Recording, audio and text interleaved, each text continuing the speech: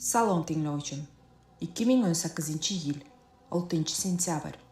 AQSh, Dallas.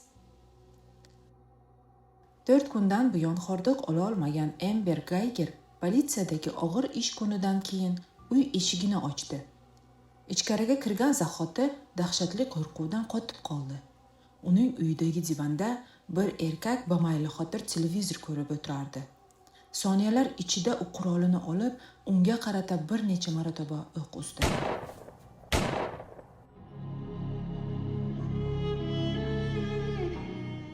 Bir 1988-yil 9-avgustda Dallasda tug'ilgan Amber yoshligidan politsiyachi bo'lishni orzu qilardi. Maktabni a'lo baholarga bitirib, politsiya akademiyasiga o'qishga kirdi. 24 yoshida akademiyani ham a'lo baholarga bitirgan Amber Dallas politsiya mahkamasiga xavfli jinoyatchilar bo'yicha shug'ullanadigan bo'limga serjant lavozimiga ishga kirdi. Fojia bo'lgan vaqtda u 30 yoshni qarshi olgan serjantlik lavozimidan tergovchi lavozimigacha ko'tarilgan, oilasiz va faqat ishi bilan yashayotgan ayol edi.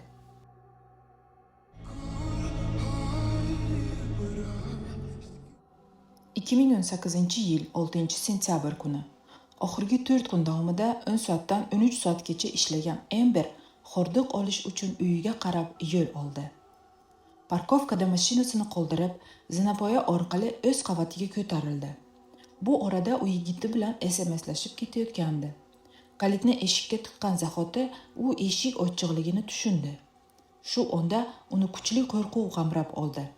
U eshikni ochib ichkariga qaradi. Ichkari uyda bir erkak ko'rindi. Eshik ochiq, chiroqlar o'chgan. Begona erkak uning uyida. U shu zahotiyoq xizmat qurolini olib 2 marta o'q uzdi. Erkak yerga qulab tushdi. Shu soniyada Amberda o'zini himoya qilish instinkti ishlab ketgandi. U 911 yordam liniyasiga qo'ng'iroq qilib, uyida begona erkakni ko'rganini va unga qarata o'q uzganini aytdi. Va shu payt uy chiroqlarini yoqib, butunlay shok holatga keldi. Amber Gayger o'zining uyida emas, balki bir qavat yuqorida turadigan qo'shnisi 26 yoshli Bottom Jananing uyida turardi. U operatorga adashib bir qavat tepaga ko'tarilib, o'zining uyiga kirayotganiga to'la ishonch hosil qilganini va endilikda u bir begunoh insonni otib qo'yganidan dahshatli tarzda o'zini aybdor sezayotganini tinmay takrorlardi. Bir ozdan so'ng fojia joyiga politsiya yetib keldi. Afsuski, Bottom Jana o'q muhim hayotiy organlarga tekkani sababli bu dunyoni tark etib bo'lgandi.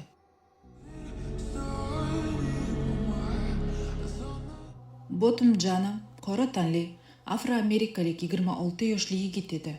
U oyoq kiyim ishlab chiqaradigan kompaniyada yaxshi lavozimda ishlar va oilasining faxri edi.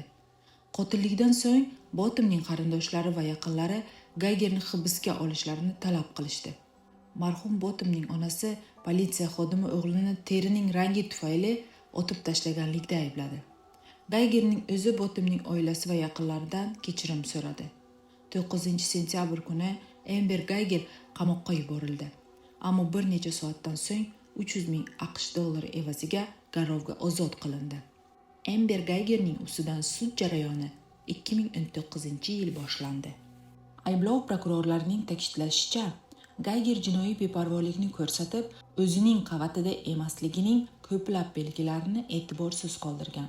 Masalan, Bottomning eshigi tagida yorqin qizil rangli gilam bo'lgan. Gaygerning advokatlari esa u uyiga qarab ketayotgan vaqt yigiti bilan telefonda SMS-lashib ketgani va 13 soatdan ko'proq ishda bo'lganligi sabab qattiq charchoq holatda bo'lganligi tufayli gilamga e'tibor bermagan deb qarshilik qilishdi.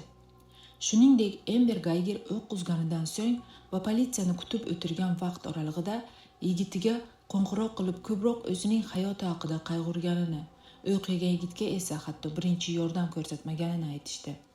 Advokatlar yordamida bu holat effekt holati deb sudda tan olindi.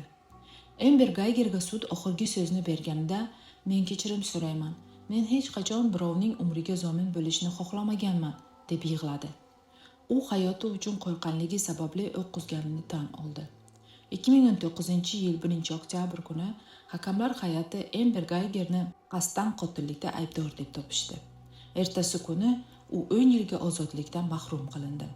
Jarayon yakunining eng muhokama qilingan lahzasi esa marhumning ukasi Brent Jananing bayonoti edi. U Amberga qarab, agar akam tirik bo'lib shu yerda bo'lganda seni kechirardi. Shu uchun men ham seni kechirdim deb aytdi. Va sudyadan sud zalida Amberni qo'llab-quvvatlash maqsadida quchoqlashishga ruxsat berishlarini so'radi.